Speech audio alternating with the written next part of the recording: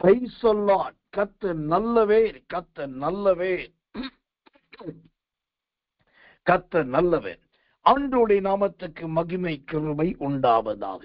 இன்றைக்கு அதிகாலை இருட்டோட ஜெபத்துக்காக நான் வழக்கத்திற்கு எழும்புகிற நேரத்தை விட இன்னும் அதிக சீக்கிரமாகவே எழும்பி சில நிமிடங்கள் கர்த்தரை ஸ்தோத்திரம் பண்ணிவிட்டு தேவனுடைய பிள்ளைகளிடத்திலிருந்து வந்த செய்திகளுக்கு மறு உத்தரவு அருளிவிட்டு ஆண்டவருடைய கிருபையினால் துவக்கத்திற்கு முன்பாகவே இருட்டோட ஜெபத்துக்கு வந்துவிட்டேன். அவன் அப்படியே கர்த்தரை ஸ்தோத்திரம் பண்ணி கொண்டு இருக்கும் போது இன்றைக்கு ஆண்டவர் காலையிலேயே அழகான ஒரு வார்த்தையை கொடுத்தார். அந்த வார்த்தை என்னவென்று சொன்னால், 1 ராஜாக்களின் புஸ்தகம் 20ஆம் அதிகாரம் 13வது வசனம். 1 ராஜாக்கள் 20:13 வாசிக்கிறேன். அப்பொழுது ஒரு தீர்க்கதரிசி இஸ்ரவேலின் ராஜாவாகிய ஆகாபினிடத்தில் வந்து, அந்த ஏராளமான ஜனக்கூட்டத்தை எல்லாம் கண்டாயா? இதோ நானே கர்த்தர் என்று நீ அறியும்படி இன்றைக்கு அதை உன் கையில் ஒப்பு கொடுப்பேன் என்று கர்த்தர் சொல்லுகிறார் என்றான். இன்றைக்கு அதை உன் கையில் ஒப்பு கொடுப்பேன் என்று கர்த்தர் சொல்லுகிறார். இன்றைக்கு அதை உன் கையில் ஒப்பு கொடுப்பேன் என்று கர்த்தர் சொல்லுகிறார். ஆம், எனக்கன்பான தேவ பிள்ளைகளே, இந்த காலை வேளையிலே ஆவியானவர் பேசின அழகான ஒரு வார்த்தை, இன்றைக்கு அதை நான் உன் கையிலே ஒப்பு கொடுப்பேன். இப்போ இங்கு தேவனுடைய தீர்க்கதரிசியை கொண்டு கர்த்தருடைய ஆவியானவர் சொல்லுகிறார். ஆகாபின் இடத்துல இந்த தீர்க்க தரிசனம் சொல்லப்படுகிறது. ஆனால் சொல்லப்பட்டபடியே நடந்ததா என்று கேட்டால் அது கர்த்தர் நல்லவை. அதற்கு பின்பு சில ஆலோசனை சொல்லப்படுது. நீ யுத்தத்துக்கு புறப்பட வேண்டும், அங்க போகிற இடத்துல இப்படி செய்ய வேண்டும், எதெல்லாம் முன்கூட்டி செய்ய வேண்டும் என்கிற சில ஆலோசனை. அந்த வார்த்தைக்கு அந்த ஆகாப் ராஜா இணங்கின போது கர்த்தருடைய நாமத்துக்கு மகிமையும் கிருபையும் தயவும் உண்டாவதாக. இங்கு தீர்க்கதரிசியை கொண்டு கர்த்தர் சொன்ன தீர்க்க தரிசனத்தின்படியே அந்த பகுதியை, அந்த மாகாணத்தை, ஏன்னாக்கா இந்த 1 ராஜாக்கள் 20ஆம் அதிகாரம் சொல்லப்பட்ட இடங்கள் மாகாணங்கள் என்றுதான் சொல்லப்படுகிறது 15வது வசனத்துல. அப்போ அந்த மாகாணங்கள் அனைத்தையும் இந்த சோதரன் யோசேப்பின் கையிலே ஆண்டவர் கொடுக்கிறார். தேவனுக்கு மகிமையும் கிருபையும் மன்னிக்கணும், ஆகாபின் கையிலே கர்த்தர் கொடுக்கிறார். அப்போ ஒப்பு கொடுப்பேன் என்று சொன்ன ஆண்டவர், அவர் தம்முடைய வார்த்தையிலே உண்மையுள்ளவராய் இருக்கிறார். அவர் தம்முடைய வார்த்தையிலே உறுதி உள்ளவராய் இருக்கிறார். ஒப்பு கொடுப்பேன் என்று சொன்னால் என்ன அர்த்தம்? நான் அதை பறித்து கொண்டு வந்து கையிலே கொடுப்பேன் என்பது அல்ல. நீ எதை விரும்புகிறாயோ, எதை எதிர்பார்க்கிறாயோ அதை நான் உங்களுக்கு கைகூடி வர பண்ணுவேன். ஆனால் யுத்தம் செய்ய வேண்டிய இடத்துல யுத்தம் செய்து, சண்டை பண்ண வேண்டிய இடத்துல சண்டை பண்ணி, பரிந்து பேச வேண்டிய இடத்துல பரிந்து பேசி, இந்த விதத்துலதான் நீங்கள் அதை பெற்றுக்கொள்ள வேண்டும். இதுதான் தேவனுடைய ஆலோசனை. அப்ப என்ன அர்த்தம்? ஒரு பக்கம் கர்த்தர் ஒப்பு கொடுப்பார், மறுபக்கம் நாம் யுத்தம் பண்ணி ஜெயிக்கணும். அப்போ தேவன் நமக்கு ஏதோ நன்மைகளை ஒப்பு கொடுக்க போகிறார் என்று சொன்னா, அதற்கு ஏற்ற ஒரு யுத்த வீரனாக, யுத்த வீராங்கனையாக சுத்திரம் ஆண்டவருக்காய் துணிந்து நிற்கிறவர்களாக தேவன் நம்மை மாற்றப் போகிறார் என்று அர்த்தம். கர்த்தருடைய நாமத்துக்கு மகிமையும் கிருபையும் தயவும் உண்டாவதாக. எனக்கன்பான தேவ பிள்ளைகளே, அந்த ஒப்பு கொடுக்கிற தேவன் சோதரம் ஒப்பு கொடுப்பேன் என்று சொன்ன ஆண்டவர் இங்கே ஜனங்களை மாத்திரமல்ல, இன்னும் சில காரியத்தை ஆண்டவர் ஒப்பு கொடுக்கிறதை நாம் பார்க்கலாம். அது 2வதாக யாத்திரையாகமத்தின் புஸ்தகம் 23ஆம் அதிகாரம் 31வது வசனம். யாத்திரையாகமம் 23:31. சிவந்த சமுத்திரம் தொடங்கி பெலிஸ்தரின் சமுத்திரம் வரைக்கும், வனாந்தரம் தொடங்கி நதி வரைக்கும் உன் எல்லையாயிருக்கும்படி செய்வேன். நான் அந்த தேசத்தின் குடிகளை உன் கையிலே ஒப்பு கொடுப்பேன். நீ அவர்களை உன் முன் நின்று துரத்தி விடுவாய். அல்லேலூயா. இங்கு இரண்டாவது தேவன் ஒப்பு கொடுக்கிற ஒரு காரியத்தை பார்க்கிறோம். இஸ்ரவேல் ஜனங்களுக்கு மோசையை கொண்டு சொல்லுகிறதான வார்த்தை, அந்த எதிரிகளாகிய அந்த தேசத்தினுடைய குடிகளை உங்கள் கையிலே ஒப்பு கொடுப்பேன். உங்களுக்கு யார் தடையாயிருக்கிறார்கள், உங்களுக்கு யார் இடரலாயிருக்கிறார்கள், உங்களுக்கு யார் பிரச்சனையா இருக்கிறார்களோ நன்றாய் கவனிக்க வேண்டும். அவர்களை ஆண்டவர் உங்கள்கிட்டயே ஒப்பு கொடுக்க போறார். அவன் ஏற்கனவே சண்டைக்காரன், ஏற்கனவே பிரச்சனைக்காரன். ஐயோ, அவன் பேச்சும் வேண்டாம், அவனுடைய முக தாட்சணியும் வேண்டாம் தான் விலகி வர்றேன். ஐயோ, அவங்க இடமும் வேண்டாம், அவங்களுடைய பணமும் வேண்டாம் தான் விலகி வர்றோம். ஐயோ, அவங்க குடும்பமும் வேண்டாம், அவங்க பழக்க வழக்கமும் வேண்டாம் தான் பார்க்காம இருக்கும். நாம் அதை முழுக்க முழுக்க வெறுத்தால் ஆண்டவர் என்ன செய்றாரு, அதே எதிரியை, அதே விரோதியை, அதே சத்துருவை கொண்டு வந்து திரும்பவும் நம்ம கையிலே கொடுப்பார். ஏன் தெரியுமா? அந்த வசனம் ரொம்ப அழகாய் சொல்லுகிறது. யாத்திரையாகமம் 23:31 கடைசி பகுதி, நான் அந்த தேசத்தின் குடிகளை உன் கையில் ஒப்பு கொடுப்பேன், நீ அவர்களை உன் முன் நின்று துரத்தி விடுவாய். ஆண்டவர் நாம் யாரை பார்க்க கூடாதுன்னு விரும்புறோம், யார சொத்துறோம் உறவு கொள்ள கூடாதுன்னு விரும்புறோம், யாரோடு நட்பும் பந்தம் வேண்டாம் என்று நினைக்கிறோமோ அவர்களை ஆண்டவரே கொண்டு வந்து நம்மகிட்ட கொடுக்கிறார். அது ஒருவேளை நமக்கு கசப்பாயிருக்கலாம், அது ஒருவேளை நமக்கு வெறுப்பாயிருக்கலாம். ஆனா ஆண்டவர் அவர்களை கொண்டு வந்து கொடுப்பது காரணம் என்ன தெரியுமா? அவர்களை உங்க கையினாலே நீங்க துரத்தணும். உங்களுடைய ஜபத்தினாலே அவர்கள் நியாயம் தீர்க்கப்படணும். உங்களுடைய நடவடிக்கையே அவர்களுடைய வாழ்க்கைக்கு சவாலா இருக்கணும். ஆக மொத்தம் உங்க கையினாலேயே அந்த சத்துருக்களை துரத்த விரும்புகிறோம். என்ன ஒரு ஆச்சரியம் பாருங்க. ஓ, கர்த்தர் நல்லவர். ஆண்டவர் அந்த தேசத்தின் குடிகளை நமக்கு ஒப்பு கொடுக்கிறார் என்று சொன்னார். நம்ம உடனே கொடி பிடிப்பதற்காகவும், நான் சொல்ற கிளை செயலாளர், வட்ட செயலாளர், மாவட்ட செயலாளர், நான் முதலாளி, நான் தொழிலாளி, சொல்ற நான் தான் கண்டுபிடிச்சேன், இதெல்லாம் சொல்லுவதற்கு உங்க யாருக்கும் உரிமை இல்லை. ஆனால் கர்த்தர் நல்லவே. அந்த சத்துருக்களை, இந்த விரோதிகளை ஆண்டவர் கொண்டு வந்து கொடுக்கும் போது, இந்த யாத்திரையாகமம் 23:31 படியாக நீ அவர்களை முன்னின்று துரத்தி விடுவோம். உங்க முன்னாடியே இல்லாதபடிக்கு அவர்களை வசைப்பாடி, அல்லது அவர்களுடைய குற்றம் குறைகளை எடுத்துரைத்து, அல்லது பல காரணங்களை சொல்லி அவர்களை அங்கிருந்தே துரத்தி விடுவது மாத்திரமல்ல, அதற்கு பின்பு கர்த்தருடைய நாமம் மகிமைப்படுவதாக. சூத்திரம். ஆண்டோடைய சரியான ஒரு பாதுகாப்பும் உங்களுக்கு உண்டாகும். தேவனுடைய பாதுகாப்பும் உங்களுக்கு உண்டாகும். ஆம், முதலாவது பார்த்தோம், ஒப்பு கொடுப்பேன் என்று சொன்ன ஆண்டவர் தேவனுடைய பிள்ளைகளாய் இருந்தும் தேவனுடைய ஊழியத்துக்கு எதிராய் செயல்பட்டவர்களை ஆண்டவரை ஒப்பு கொடுத்தார். இரண்டாவதாக ஒப்பு கொடுப்பேன் என்று சொன்ன காரியத்தை, அந்த தேசத்தின் குடிகளை உன் கையிலே ஒப்பு கொடுப்பேன் என்று சொல்லி நம்முடைய முழு குடும்பத்தையும் அந்த ஊழியத்திலே அவர் பயன்படுத்த சித்தமாயிருக்கிறார். நம்முடைய முழு வீட்டாரையும் கர்த்தருடைய தீர்மானத்துக்காக, கர்த்தருடைய செயலுக்காக, தேவனுக்கென்று மார்த்தட்டி நிற்கிறவர்களாய் கர்த்தர் நம்மை மாற்றப் போகிறார்.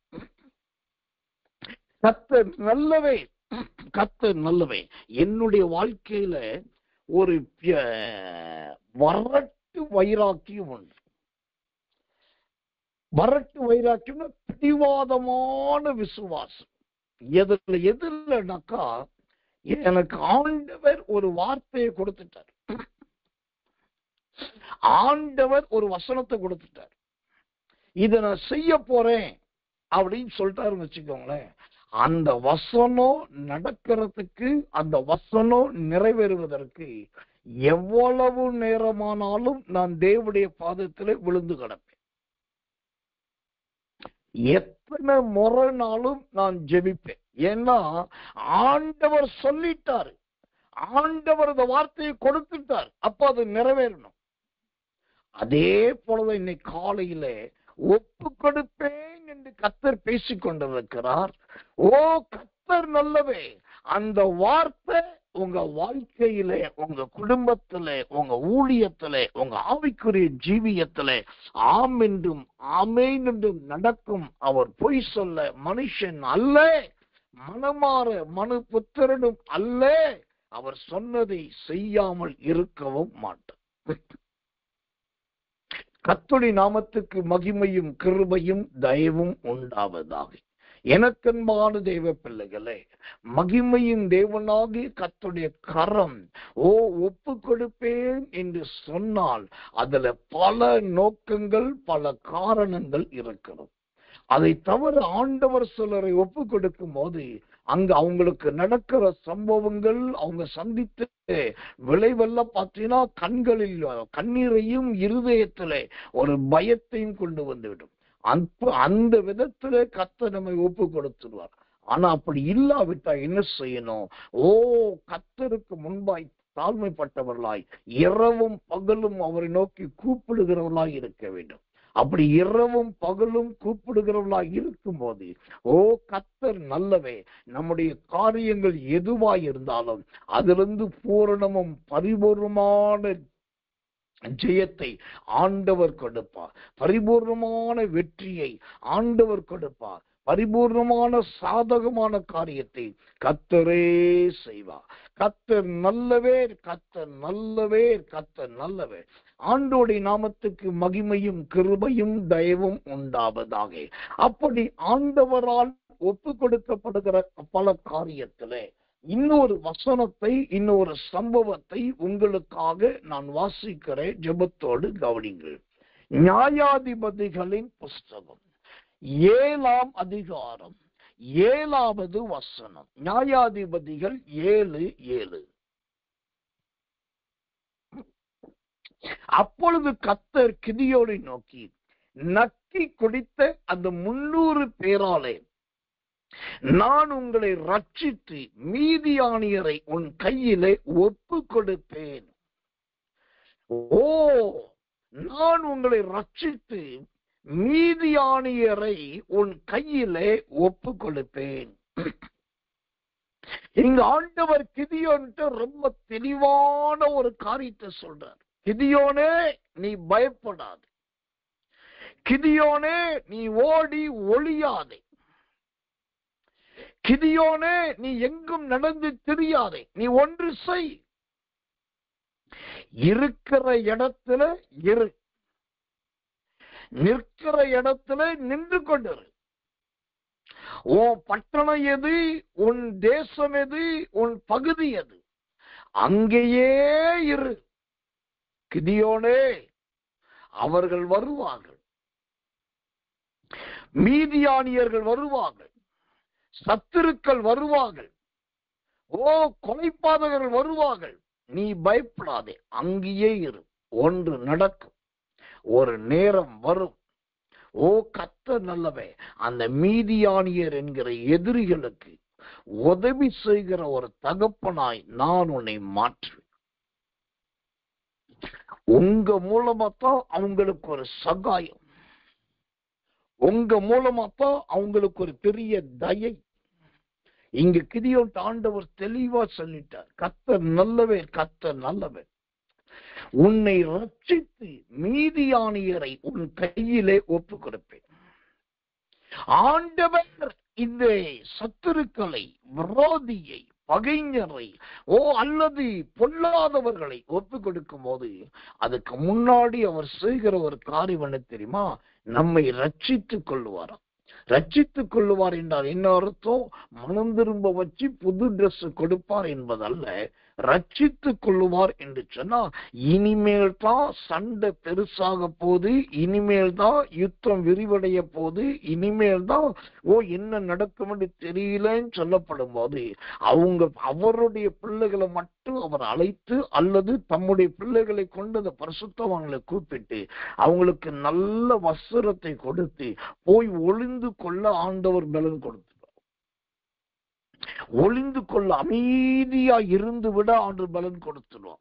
அந்த அமைதியா இருப்பதற்கு ஆண்டவர் சொன்ன உடனே நாம் அமைதியா இருப்போம் என்று சொன்னால், இந்த நியாயாதிபதிகள் 7ஆம் அதிகாரம் 7வது வசனத்துல அந்த கிதியோனின் வாழ்க்கையிலே மீதியானியர் அவன் கையிலே ஒப்பு கொடுக்கப்பட்டதை போல எல்லா பிசாசின் கிரியைகளை அதற்கு ஈடான மனிதர்களை ஆண்டவர் உங்க கையிலேயே ஒப்பு கொடுப்பார். கர்த்தர் நல்லவர், அதிலே உங்களை ரட்சிப்பேன் என்ற வார்த்தையின்படி உங்களுக்கு எதிரா பட்டயம் வந்தா, எதிரா ஈட்டி வந்தா, எதிரா அம்பரா தூணி வந்தா, எதிரா கல் வந்தா, எதிரா கூழாங்கல் வந்தா, எது வந்தாலும் அதுல இருந்து ஆண்டவர் தூக்குகிறவராய், அதுல இருந்து ஆண்டவர் காப்பாற்றுகிறவராய் இருக்கு. அதற்கு பேர்தான் ரட்சித்து.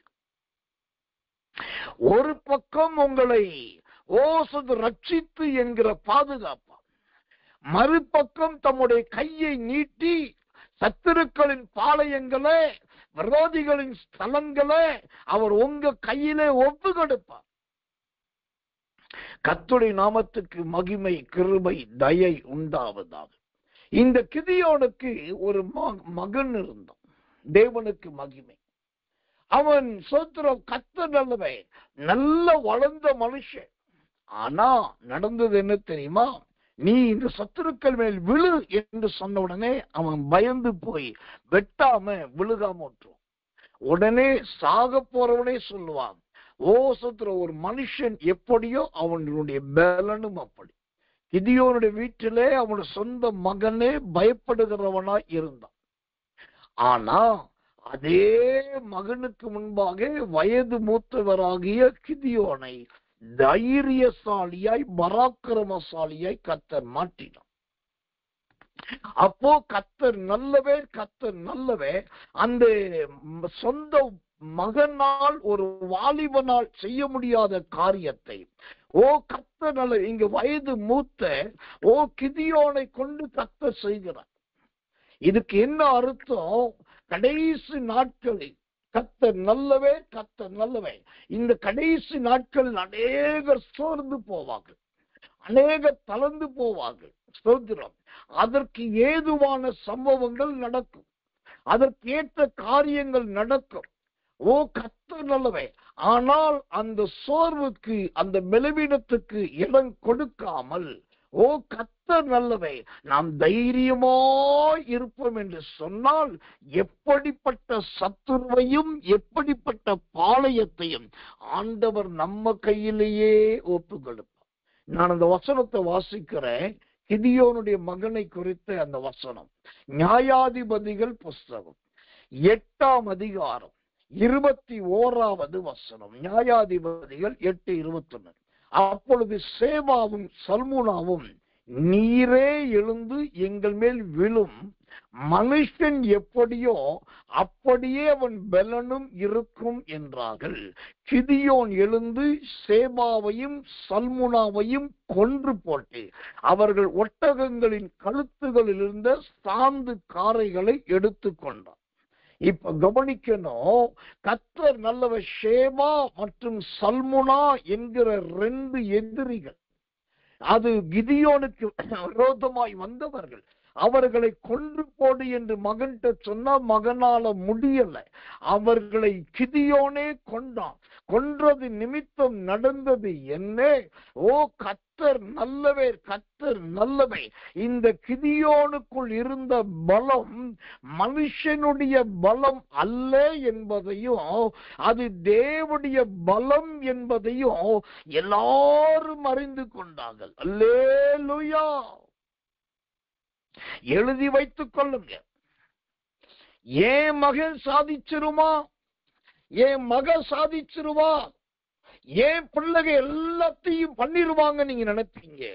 ஆனா பல நேரத்துல உங்க பிள்ளைகளால் அது வாய்க்காமல் போகலாம். பல நேரத்துல உங்க பிள்ளைகளால் அது முடியாமல் போகலாம். கர்த்தர் பல நேரத்துல உங்க வாழ்க்கையில் அது உங்க பிள்ளைகளால் செய்ய முடியாம போகலாம். ஆனா நடக்கிறது என்ன?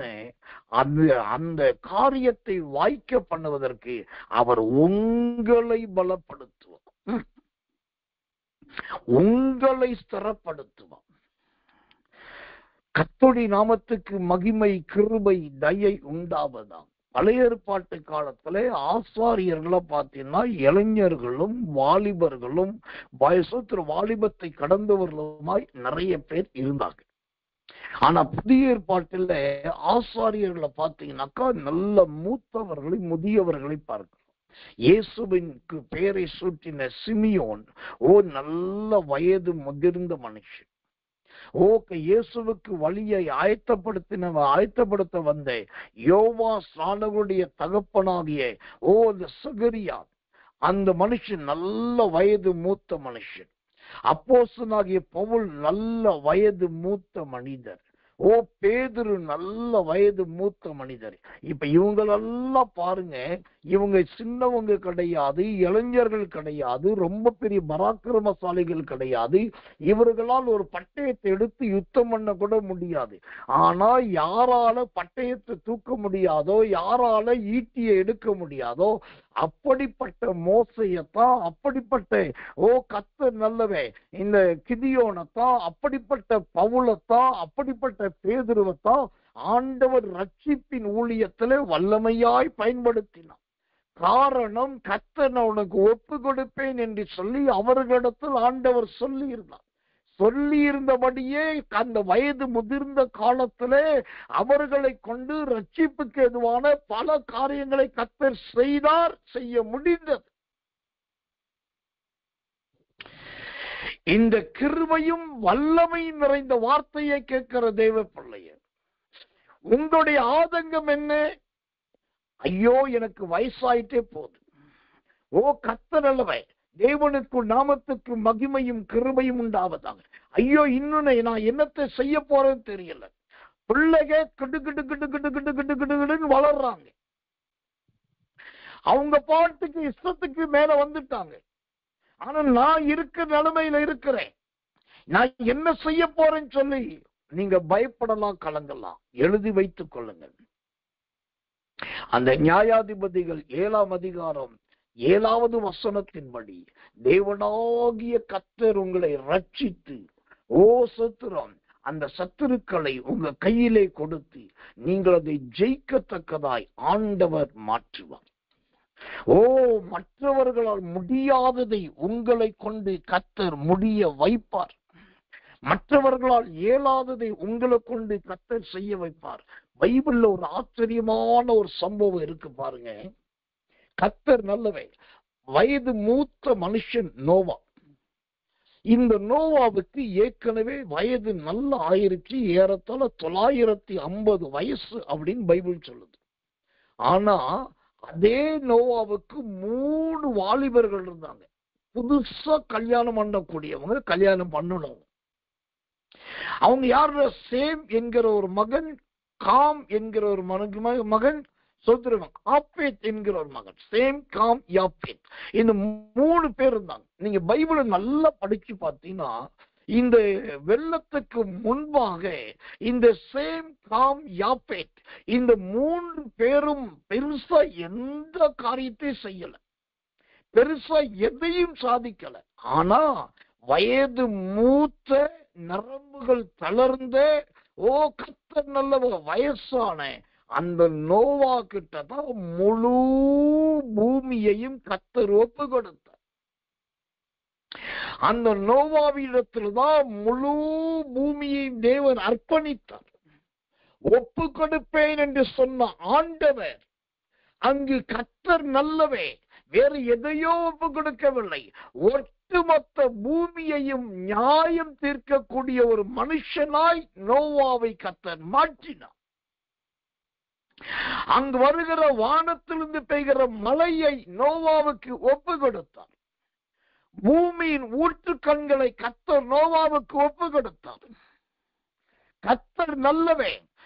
தேவனுக்கு மகிமை உண்டாவதாக. அந்த பேழை செய்வதற்கு நல்ல அருமையான ஒரு கொப்பேர் மரத்தை ஆண்டவர் ஒப்பு கொடுத்தார்.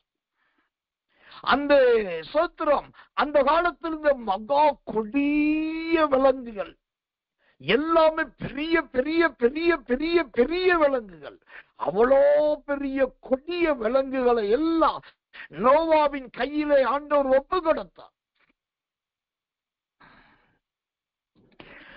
அந்த அவ்வளவு பேருக்கு வேண்டிய ஆகாரங்களையும் ஆண்டவர் ஒப்பு கொடுத்தார். ஆனா இப்ப நோவாவுக்கு 3 குமாரரை ஒப்பு கொடுத்தார், 3 மருமக்குமாரை ஒப்பு கொடுத்தார், ஒரு மனைவியை ஒப்பு கொடுத்தார். கர்த்தர் நல்லவே. ஒரு கொப்பேர் மரத்தை ஒப்பு கொடுத்தார், ஒரு பேழையை ஒப்பு கொடுத்தார், நல்ல கொடிய விலங்குகளை ஒப்பு கொடுத்தார், மிருகங்களை ஒப்பு கொடுத்தார், ஜீவராசிகளை ஒப்பு கொடுத்தார், ஊற்றுக்கண்களை ஒப்பு கொடுத்தார், வானத்தின் மலையை ஒப்பு கொடுத்தார். எல்லாத்தையும் நோவாட்ட ஒப்பு கொடுத்தாச்சு. ஆனா இந்த இவ்வளோ காரியத்தை நோவாவுக்கு ஒப்பு கொடுக்கும் போது நோவா யுத்தம் பண்ணி அதைகளை ஜெயித்தானா என்று பார்த்தா அதுதான் கிடையாது. ஆனா பெரும் பாடுபட்டு அதை ஜெயித்தான். யுத்தம் பண்ணி நோவா ஜெயிக்கல, பாடுபட்டு ஜெயித்தார். எப்படி பாடுபட்டார்? இப்ப போய் சொல்றாரு, இன்னும் 40 நாள் தான் இருக்கு, பூமி எங்கு தண்ணி வரப்போகுது, எல்லாரும் அழிய போறீங்க, நான் ஒரு பேழைய செய்யறேன், அங்க உள்ள வந்துருங்கன்னு நோவா சொன்னது எல்லாருக்கும் கேலியும் கிண்டலுமா இருந்தது. இப்போ நோவா யுத்தம் பண்ணி இவைகள் எல்லாம் சுதந்திரிக்கல, இதெல்லாம் கர்த்தர் நோவாவிட்ட ஒப்பு கொடுத்தாலும் அதற்கு ஒரு பலன் என்னன்னாக்கா, அந்த நோவா கர்த்தர் நல்ல சில பாடுகளை அனுபவித்தார். அவமானம் என்கிற பாடு, சூத்திரம் தூஷணம் என்கிற பாடு, சுவிசேஷத்தின் நிமித்தம் பாடு, கர்த்தருடைய வார்த்தை நிமித்தம் பாடு, அதெல்லாம் அவன் சகித்தான். அதனால இவ்வளவு பெரிய காரியங்களை நோவாவுக்கு கர்த்தர் கொடுத்தா. இன்னைக்கு உலகம் முழுவதும் இந்த சத்தியம் பேசப்படுகிறது. கர்த்தர் சொல்லுகிறார், நீங்க யுத்தம் பண்ணணும், ஈட்டி எடுக்கணும், அம்பு பாய்ச்சணும் என்பது கிடையாது. நோவாவை போல சத்தியத்தை பேசுங்க, நோவாவை போல தேவனுடைய வார்த்தையை பேசுங்க, நோவாவை போல தேவ சித்தம் செய்யுங்க, நோவாவை போல பேழை உண்டாக்குங்க, நோவாவை போல மிருகங்களுக்கு முன்பாய் கடந்து போங்க, நோவாவை போல வீட்டாரையும் உள்ள இழுத்து கொள்ளுங்க. இவைகளை மட்டும் நீங்க செய்தா போதும். அங்கு ஒப்பு கொடுக்க வைக்கிறவர் கர்த்தர், ஒப்பு கொடுக்க வைக்கிறவர் தேவன். நோவா பெருசா எதையும் பண்ணாவிட்டாலும் இந்த முழு உலகத்தின் ஒரு நியாய தீர்ப்பை அந்த நோவாவுக்கு முன்பாக கர்த்தர் வைத்திருந்தார். அதனால தான் அவன் நீதிமான் என்று அழைக்கப்படுகிறார். கர்த்தர் நல்லவே, கிருபைப்பட்ட மனுஷன் என்று அழைக்கப்படுகிறார். தேவனுடைய ஊழியக்காரனாக நான் சொல்றேன், ஒப்பு கொடுப்பேன் என்று என் ஆண்டவர் சொன்ன வார்த்தையின்படி நோவாவின் மனைவியே எப்படி நோவாவுக்கு ஒப்பு கொடுத்தாரோ, உங்க மனைவியும் உங்களோடு இசைந்து ஊழியம் செய்ய, உங்க மனைவியும் உங்களோடு இசைந்து நீங்க சொல்றதை செய்யக்கூடிய ஒரு மனைவியா கர்த்தர் ஒப்பு கொடுக்க வந்தார். இந்த நோவாவுக்கு 3 குமாரர்கள், அந்த 3 குமாரர்களும் காராவுடன் அமைதியா நோவாவாகிய தன் தகப்பனுக்கு ஒப்பு கொடுக்க வைத்தான். அதே போல எழுதி கொள்ளுங்க, உங்க வீட்டில முரட்டாட்டம் பண்ணுகிற மகன்கள் இருக்கலாம், பிடிவாதம் பண்ணுகிற பெண் பிள்ளைகள் இருக்கலாம், கீழ்ப்படியாதவர்களா இருக்கலாம், துக்கத்தையும் व्यसனத்தை கொடுக்கிறவர்களா இருக்கலாம். ஆனா இந்த காலையில கர்த்தர் சொல்லுகிறார், சேம் காம் யாப்பேத் என்கிற அந்த 3 பேரை நோவாவின் கையில ஒப்பு கொடுத்ததை போல, என் மகனே, உன்னுடைய பிள்ளைகளை நான் உன்னிடத்தில் மாற்றி ஒப்பு கொடுக்க போகிறேன். அவருடைய சுபாவங்கள் மாறும், அவருடைய குணங்கள் மாறும், அவருடைய எண்ணங்கள் மாறும், அவருடைய கிரியைகள் மாறும். ஏனென்றால் நீங்க போராடி போராடி உங்களால முடியல, ஆனா தேவன் அதை பார்த்து விட்டார். அது நிமித்தம் உங்க பிள்ளைகளை ஆண்டவரே உங்க கையில் ஒப்பு கொடுப்பார். இனி அவர்கள் வார்த்தை ஜாலம் பேசுகிறவர்களாய் உங்க பிள்ளைகள் இருக்க மாட்டார்கள். நோவாவின் பிள்ளைகளைப் போல அமைதல் உள்ளவர்களாய் மாறப்போகிறார். இப்படிப்பட்ட அற்புதமான ஒப்பு கொடுத்தல் உங்க வீட்டுல வருதுன்னா அங்க உள்ள என்ன உண்டாகும்? நல்ல அருமையான ரட்சிப்பு உண்டாகும், சரியான ரட்சிப்பு உண்டாகும். கர்த்தர் நல்லவே, கர்த்தர் நல்லவே, கர்த்தர் நல்லவே. தேவனுடைய நாமத்துக்கு மகிமையும் கிருபையும் தயவும் உண்டாவதாக. இப்போ இத்தனை காரியத்தை ஆண்டவர் ஒப்பு கொடுப்பேன் என்று சொன்னதின்படி நாம் தியானித்தோம். இப்ப கடைசியா நாம் ஒரு காரியத்தை தேவனுக்கு ஒப்பு கொடுக்க வேண்டியவர்களா இருக்கிறோம். அல்லேலூயா. திரும்பவும் சொல்றேன், இன்னைக்கு தேவ செய்தியின்படி இத்தனை பேர்களை, இத்தனை காரியங்களை தேவன் நமக்கு ஒப்பு கொடுப்பேன் என்று சொல்லி இருக்கிறார். அதெல்லாம் சரிதான். அதே சமயத்துல நாம் ஒரு காரியத்தை அல்லது நாம் தேவனுக்காக ஒப்பு கொடுக்க வேண்டிய சில காரியம் உண்டு.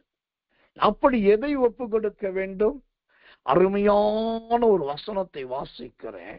1 சாமுவேலின் புஸ்தகம் 1ஆம் அதிகாரம் 11வது வசனம். 1 சாமுவேல் 1:11 வாசிக்கிறேன். சேனைகளின் கர்த்தாவே, தேவரீர் உம்முடைய அடியாளின் சிறுமையை கண்ணோக்கி பார்த்து உம்முடைய அடியாளை மறவாமல் நினைத்தருளி உமது அடியாளுக்கு ஒரு ஆண் பிள்ளையை கொடுத்தால் அவன் உயிரோடு இருக்கும் சகல நாளும் நான் அவனை கர்த்தருக்கு ஒப்பு கொடுப்பேன். அவன் தலையின் மேல் சவரகன் கத்தி படுவது இல்லை என்று ஒரு பொருத்தனை பண்ணினால், கவனியுங்கள் தேவனுடைய வார்த்தைய, அவன் உயிரோடு இருக்கும் சகல நாளும் நான் அவனை கர்த்தருக்கு ஒப்பு கொடுப்பேன். அல்லேலூயா.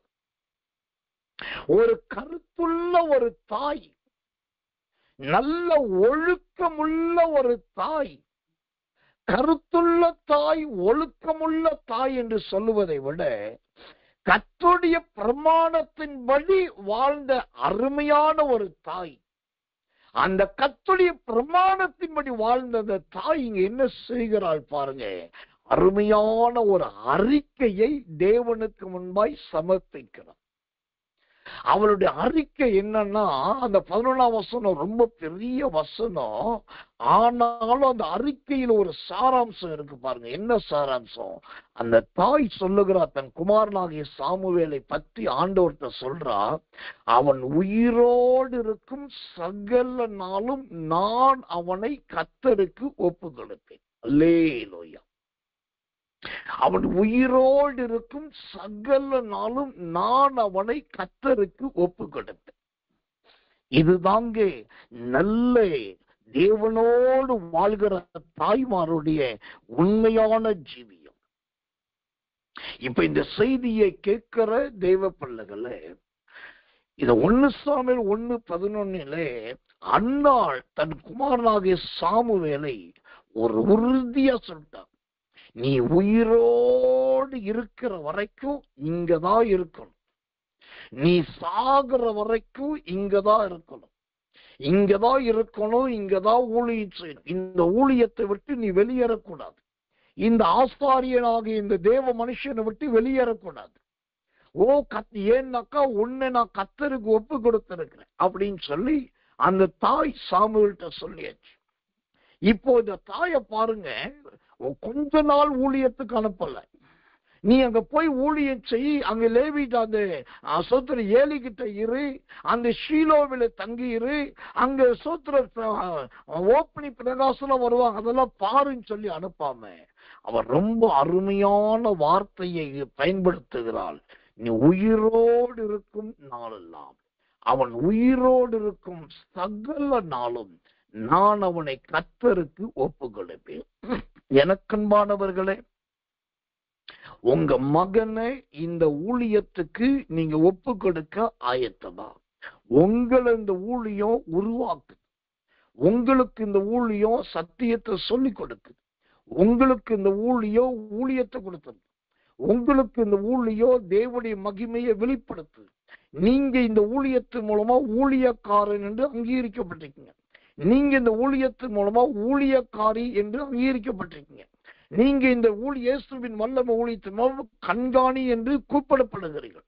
இவ்வளவு இந்த ஊழியம் இவ்வளவு சகாயமும் இவ்வளவு நன்மை செய்திருக்க இன்னைக்கு கர்த்தர் கேட்கிறார், உங்க மகனை உங்க மகளை இந்த ஊழியத்துக்காக நீங்க ஒப்பு கொடுப்பீங்களா? அதுதான் கர்த்தர் கேட்கிற கேள்வி. இந்த ஊழியத்துல ஜெபம் பண்ணிதானே உங்க மகளுக்கு பிள்ளை பிறந்தது. இந்த ஊழியத்துல ஜெபித்துதானே உங்க மகனுக்கு ஒரு வேலை கிடைச்சது. இந்த ஊழியத்துல ஜெபித்துதானே உங்க பிள்ளைக்கு திருமணமானது. இந்த ஊழியத்துல ஜெபம் பண்ணிதானே வியாதி நீங்கினது. இந்த ஊழியத்துல ஜெபம் பண்ணிதானே உங்களுக்கு வெளிப்பாடு கிடைச்சது. இந்த ஊழியத்துல ஜெபம் பண்ணிதானே வாழ்க்கையில மேன்மை வந்தது. இவ்வளவு காரியத்தை சொன்னதை செய்து ஒப்பு கொடுப்பேன் என்று சொன்னவர் எல்லாவற்றையும் உங்களுக்கு ஒப்பு கொடுத்தார். இப்போ உங்கள்கிட்ட திருப்பி கேட்கிறார் ஆண்டவர். அவன் உயிரோடு இருக்கும் சகல நாளளவும் நான் அவனை உமக்கு ஒப்பு கொடுப்பேன். அவன் உயிரோடு இருக்கும் சகல நாளும் நான் அவனை கர்த்தருக்கு ஒப்பு கொடுப்பேன் என்று சொல்லி ஒரு தாய் பதைத்து அல்ல, உணர்வு பூர்வமாய் உள்ளார்ந்த ஆத்மார்த்தமாய், ஓ கர்த்தர் நல்லவே, முழு மனதோடு முழு பலத்தோடு தன்னுடைய மகனை தன்னுடைய பிள்ளையை அந்த ஊழியத்துக்கு ஒப்பு கொடுத்தார். நீங்க ஒரு காரியத்தை தெரிஞ்சுக்கணும், எத்தனை பேர் விழிச்சிருந்து கவனமா இந்த கிருபையின் சத்தியத்தை கேட்கிறீங்கன்னு தெரியல. அந்த அன்னாள் கொண்டு போய் சாமுவேலை அந்த ஊழியத்துக்கு ஒப்பு கொடுக்கும் போது அந்த ஊழியம் ரொம்ப ஒன்னும் நல்ல ஊழியம்லாம் கிடையாது. அங்க இருக்கிற ஊழியக்கார ஏலி வயசாயிடுச்சு, அவருக்கு கண் பார்வை போயிடுச்சு, அவருக்கு உட்கார்ந்து இருக்கதான் தெரியும், ஏஞ்சி நடக்க தெரியாது. அப்புறம் ஒரு ஊழியத்துக்கு ஒப்பு கொடுத்த ஒரு சகோதரனுக்குள்ள போய் ஆலயத்துக்குள்ள வர்றாங்க, படுக்கிறதுக்கு இடம் கிடையாது. அவனுக்கு கிடைச்சதே பலிபீடம் தான். பலிபீடத்துக்கு கீழே படுத்துக்கிட்டான். அவனுக்கு ஒரு தனி அறை தனி படுக்கை எதுவுமே கிடையாது. அப்புறம் அதே ஊழியத்துல பாத்தீங்கன்னா ஓப்பனி பினகாஸ் இருக்காங்க, ஊழியக்காருடைய பையங்க. அவங்க 2 பேரும் மகா துன்மார்க்கரா இருக்காங்க. அவர் வர்ற போற பொம்பளை பிள்ளைகளுடைய இடுப்புல தட்டுறது, சோதர தலையில தட்டுறது, அவங்களை ஏளனம் பண்றதா இருக்காங்க. அப்புறம் அதே ஓப்பனிங் பினகாசும் கர்த்தருக்கு வர்ற காணிக்கைகள், தசோபாகங்கள், மாமிசம் எல்லாவற்றையும் சோதர காலால் மிதிப்பதற்கு சரமா கிரியை செய்யறாங்க. அப்புறம் ஜனங்களும் கூட அங்க பெர்மனண்டா யாரும் கிடையாது. ஷீலோவுக்கு வர்றவங்களா இருக்காங்க, போறவங்களா இருக்காங்க. அந்த ஊழியத்துக்கு சபைக்கும் பெரிய கூட்டம் கிடையாது. இப்ப பார்க்கணும், இந்த எந்த ஏதுக்களும் இல்லாத, எந்த சகாயமும் இல்லாத, எந்த விதமான நம்பிக்கைக்கும் இடமில்லாத, எந்த வசதி வாய்ப்பே இல்லாத அந்த ஷீலோவின் ஊழியத்துக்கு தான் அன்னாள் தன் மகனை முழு மனசா ஒப்பு கொடுத்தார். அவன் உயிரோடு இருக்கும் சகல நாளும் நான் அவனை கர்த்தருக்கு ஒப்பு கொடுப்பேன் என்று சொல்லி எந்த வசத்திரம் நன்மை இல்லாத ஊழியத்துலதான் ஒப்பு கொடுத்தார். அந்த பாஸ்டருக்கு ஏசி இருக்குதா, அந்த பாஸ்டருக்கு கார் இருக்குதா, இவர் மாசம் சம்பளம் கொடுப்பாரா, இவர்கிட்ட போனாக்கா சொல்றோம் என் பையன் நல்ல டேபிள்ல உட்கார்ந்து சாப்பிடுவானா, இவர்கிட்ட போனாக்கா 1 மாசத்துல பாஸ்டர் ஆயிடுவானா இல்லையா, இதெல்லாம் பார்த்து கொண்டு வந்து கர்த்தருக்கு ஒப்பு கொடுப்பது ஒப்பு கொடுத்தல் கிடையாது. ஒண்ணு நல்லா தெரிஞ்சுக்கணும், எங்க எதிரான சம்பவம் இருக்கிறதோ, வெறுமை இருக்கிறதோ, விரக்தி இருக்கிறதோ, குழப்பம் இருக்கிறதோ, வசதி இல்லையோ, வாய்ப்பு இல்லையோ, அந்த இடத்துக்கு இந்த அன்னாள் தன் மகனாகிய சாமுவேலை ஒப்பு கொடுத்தது போல எந்த பிரதிபலனும் எந்த எதிர்பார்ப்பும் இல்லாமல் நீங்கள் ஒப்பு கொடுத்து பாருங்க. அந்த இடத்துலதான் கர்த்தர் வந்தார். அந்த இடத்துலதான் கர்த்தர் சாமுவேல்கிட்ட பேசினார். அந்த இடத்துலதான் தேவனுடைய தீர்க்க தரிசனம் வந்தது. சாமுவேலுக்கு உயர்வை ஏலி கொடுக்கல. சாமுவேலுக்கு நல்ல சாப்பாட்டை ஓப்பனியும் பினகாசும் கொடுக்கல. சாமுவேலுக்கு நல்ல ஒரு டிரெஸ் சபை மக்கள் எடுத்து கொடுக்கல. அவனுக்கு கிடைத்தது சட்டை, அதுவும் சின்ன சட்டை. அந்த சின்ன சட்டை கூட அம்மா தான் கொடுத்தான். அங்க இருக்கிற விசுவாசிகள் கூட கொடுக்கல. அப்போ அந்த சபையால, அந்த ஊழியத்தால, அந்த ஊழியத்தை ஒப்பு கொடுத்ததுனால சாமுவேலுக்கு எந்த நன்மையும் கிடையாது. ஆனால் யாராலும் எந்த நன்மையும் கிடைக்காத அந்த சாமுவேலை கர்த்தர் பார்த்து அந்த சாமுவேலுக்கு வேண்டிய எல்லாவற்றையும் கர்த்தரே கொடுத்தார். சாமுவேலுக்கு படுக்கிறதுக்கு உருப்படியா ஒரு இடம் கிடைக்கல. ஆண்டவர் பார்த்தாரு, நீ எங்கேயும் படுக்க வேண்டாம்ப்பா, வா என் பலிபீடத்துல படுத்துக்க, என் பலிபீடத்தை கொடுக்கிற. ஆண்டவர் பலிபீடத்தை கொடுத்த. சாமுவேல்கிட்ட கூப்பிட்டு, எப்பா நீ சின்ன பையனா இருக்கிற, அம்மா ஞாபகம் வருதா, அப்பா ஞாபகம் வருதா, கூட பிறந்த 5 பேர் இருக்காங்களே அவங்க ஞாபகம் வருதா, 10 பேர் இருக்காங்களே நீ நினைக்கிறியான்னு யாரு கேட்கல. அப்ப சாமுவேல்கிட்ட மனசார உட்கார்ந்து பேசக்கூட ஆள் கிடையாது. அத ஆண்டவர் பார்த்தாரு. ராத்திரில ஆண்டவரே வந்து சாமுவேல்கிட்ட பேச ஆரம்பிச்சார். சபையில 1000 குழப்பம் இருக்கு. அந்த ஊழியமே பிரச்சனையான ஊழியம். அதை சாமுவேல்கிட்ட சொல்லவே இல்லை. எல்லாம் மூடி மறைச்சாச்சு. ஆண்டவர் பார்த்தாரு, அவங்க எல்லாம் சொல்லாட்டி என்னப்பா, இந்த ஊழியத்துல என்ன அநியாயம் இருக்குது, என்ன அக்கிரமம் இருக்குது, என்ன மீறுதல் இருக்கு, நான் சொல்றேன் வா அப்படின்னு சொல்லிட்டு ஆண்டவர் சாமுவேலை கூப்பிட்டு உட்கார வச்சு கதையா சொல்லிட்டு இருக்காரு. சாமுவேல்கிட்ட பேச கூட ஒரு ஆள் இல்ல. ஆண்டவர் வந்து சாமுவேல்கிட்ட பேசிட்டு இருக்காரு. அவனுக்கு பேச்சு துணைக்கு ஆண்டவரே பேச்சு துணையா மாறினான். அவனுக்கு ஒரு நல்ல டிரெஸ் கூட அந்த ஊழியத்தில் எடுத்து கொடுக்கல, நல்ல சட்டை கூட கொடுக்கல. ஆண்டவர் பார்த்தாரு, சாமுவேல் அம்மாட்ட பேசினாரு. உடனே அவன் வருஷத்துக்கு ஒரு முறை அழகா டிரெஸ் கொண்டு வந்து தச்சு கொண்டு வந்து சாமுவேல்கிட்ட கொடுத்தாச்சு. இப்படி ஒப்பு கொடுத்தது அன்னாள். ஆனால் அந்த பிள்ளையை பராமரித்தது கர்த்தர். அல்லேலூயா. இன்னைக்கு ஊழியத்துக்கு ஒப்பு கொடுக்கிறவருடைய பரிதாபத்தை பாருங்க. நீ ரொம்ப தூரம் ஊழியத்துக்கு போகாத, ஏன் கண்ணு படுற மாதிரி இங்கேயே இரு.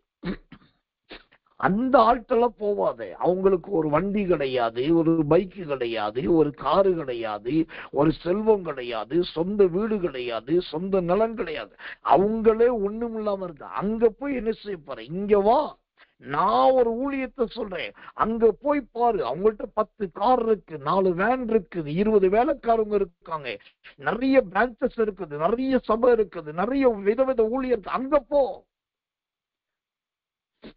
கர்த்தர் நல்லவே. ஆனா அப்படி அனுப்பப்படுகிறவருடைய நிலைமை என்ன? கொஞ்ச நாளில் திரும்பி வந்து விடுகிறார்கள். தோற்றத்தை பார்த்து போனது. நான் சொல்றேன், நீங்க ஊழியத்துக்கு உங்க பிள்ளைகளை ஒப்பு கொடுத்தாலும் சரி, இல்ல இந்த செய்தியை கேட்கிற நீங்க உங்களை ஒப்பு கொடுத்தாலும் சரி, வசதி வாய்ப்பை பார்த்து ஒப்பு கொடுக்காதீங்க.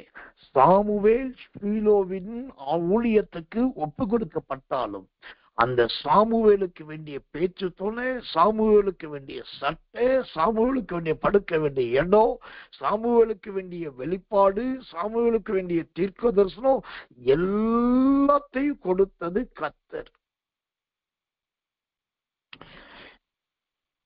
அந்த மனுஷனை, அந்த சின்ன சாமுவேலை படிப்படியா வளர்த்து தட்டி கொடுத்து அரவணைத்து கொண்டு வந்தது கர்த்தர். தேவனுக்கு மகிமை உண்டாவதாக. அவ கர்த்தரால் நடத்தப்படுகிற, கர்த்தரால் சரியா கொண்டு போகப்படுகிற அந்த ஊழியம் எது என்று பாருங்க. அது சின்னதா இருக்கலாம், மறைஞ்சு இருக்கலாம், ஆன்லைனா இருக்கலாம், அல்லது பல ஏதோ ஒரு வெளிப்பாடு இருக்கும். தைரியமா அந்த ஊழியத்துல கொண்டு போய் உங்க பையனை விடுங்க. தைரியமா அந்த ஊழியத்துல கொண்டு போய் உங்க பெண்ணை விடுங்க. தைரியமா உங்களை கொண்டு போய் அந்த ஊழியத்துல இணைத்து கொள்ளுங்க. இன்னைக்கு பாக்குறதுக்கு அது வனாந்தரம் தான், அது வெறுமைதான், ஒண்ணு இல்லத்தான். ஆனா உங்க பையன் போய் சேர்ந்த உடனே உங்க பையனும் வளருமா, அந்த ஊழியமும் வளரும். உங்க பொண்ணும் போய் வளருமா, உங்க அந்த ஊழியமும் வளரும். உங்க பிள்ளை நிமித்தமாகவே அந்த ஊழியத்தை வளர்ப்பா. சாமுவேலின் நிமித்தமாகவே கர்த்தர் ஷீலோவின் ஊழியத்தை மகிமையாய் மாற்றினார். அப்போ நீங்க உங்க பிள்ளைகளோ அல்லது நீங்களோ போய் எந்த பிரதிபலனும் எதிர்பார்க்காம, எந்த உதவியும் எதிர்பார்க்காம, கர்த்தரனை போஷிப்பார், கர்த்தரனை உடுத்துவார், கர்த்தரனோடு இருப்பார், கர்த்தரனை கொண்டு கிரியை செய்வார், நானும் ஆசாரியனாவேன், நானும் லேவியராவேன் என்று சொல்லி தைரியமா கர்த்தரை சார்ந்து போயிட்டீங்கன்னா, ஒப்பு கொடுத்துட்டீங்கன்னா, ஆனா உங்களை ஆண்டவரே கரெக்டா நடத்தும். அவரே உங்களுடைய எல்லா குறைவுகளை நிறைவாக்குவார். தேவனுக்கு மகிமை, கிருபை, தயை உண்டாவது. ஆம், இந்த காலை வேளையிலே ஆண்டவர் கொடுத்த வார்த்தை, ஒப்பு கொடுப்பேன்.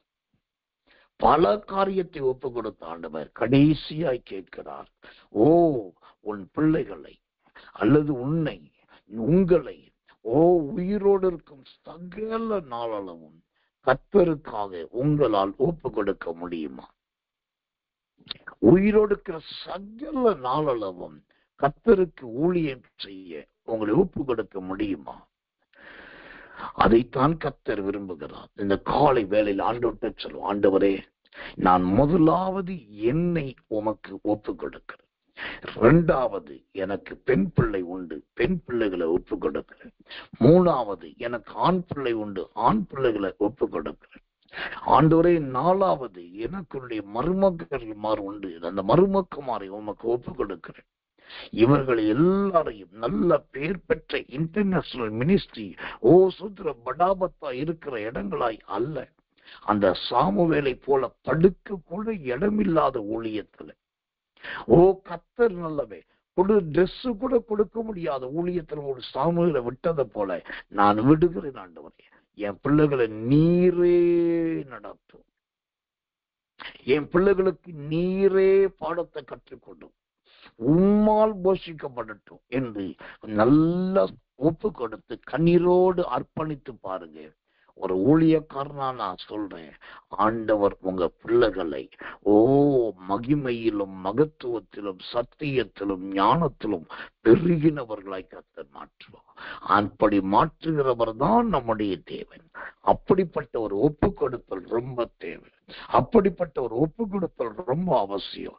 எல்லாரும் கண்களை மூடி ஒப்பு கொடுத்து, ஆண்டவரே ஒப்பு கொடுப்பேன் என்று சொன்ன ஆண்டவர் கடைசியா நாங்கள் எங்களையே, எங்க பிள்ளைகளையே ஒப்பு கொடுக்க வேண்டும் என்று நல்ல உபதேசத்தை கொடுத்தீரே. இந்த உபதேசத்துக்காக உமக்கு நன்றி என்று சொல்லி எல்லாரும் கண்களை மூடி கர்த்தரை நோக்கி ஸ்தோத்திரம் பண்ணுவோம். இயேசுவின் நாமத்தினாலே நாம் ஜெபிப்போம். அன்புள்ள நல்ல பரமபிதாவே, இந்த அருமையான ஏற்றோட ஜெபத்தை ஒவ்வொரு நாளும் நீரே துவக்கி ஒவ்வொரு நாளும் நீரை முடிக்கிறவருமாக இருக்கிறேன். நல்ல வசன ஸ்தோத்திர ஜெபத்தை கொடுத்து நன்றி. நல்ல ஜெப குறிப்புகளை கொடுத்து நடத்தினேன் நன்றி. ஆண்டவரே, எல்லாவற்றை விட ஒப்பு கொடுப்பேன் என்று நீர் பேசின வார்த்தையை எங்களுக்கு தந்து, எங்க பிள்ளைகளையும் உமக்காக ஒப்பு கொடுக்க நீ தயை பாராட்ட போயிருக்காக ஸ்தோத்திரம். ஒவ்வொருவரையும் ஆசீர்வதியும், தாழ்த்தி ஒப்புவிக்கிறோம். இயேசுவின் ரத்தம் ஜெயம். இயேசுவின் நாமத்தில் ஜெபிக்கிறோம் நல்ல பிதாவே. ஆமென், ஆமென், ஆமென்.